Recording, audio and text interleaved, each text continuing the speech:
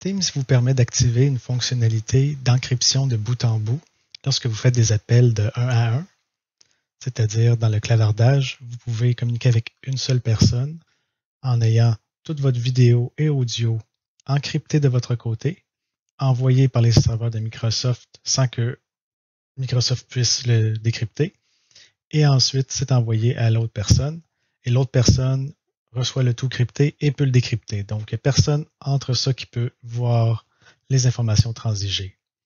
Ça va désactiver quelques autres fonctionnalités, comme par exemple, si vous utilisez la transcription de l'audio, cette fonctionnalité-là n'est plus disponible si vous utilisez de bout en bout encrypté, étant donné que c'est les serveurs de Microsoft qui doivent prendre l'audio pour pouvoir le transcrire. Donc, il y a moins de fonctionnalités, mais c'est au moins plus sécuritaire si ça vous intéresse.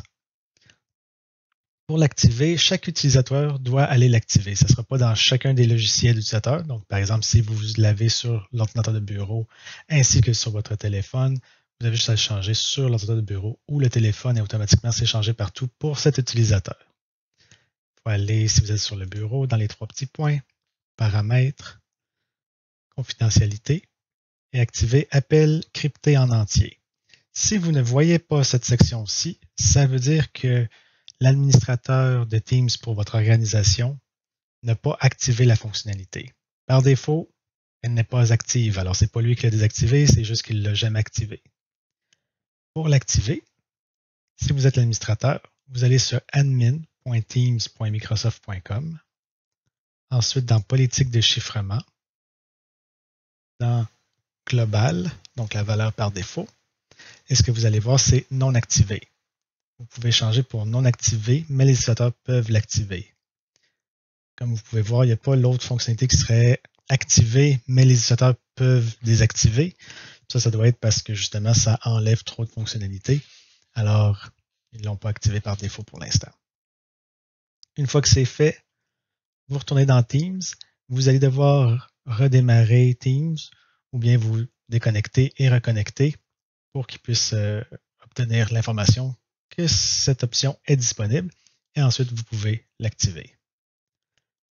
Je l'ai activé de mon côté. Si j'ai quelqu'un d'autre de l'autre côté qui l'a aussi activé, là on peut commencer un appel audio ou aussi vidéo.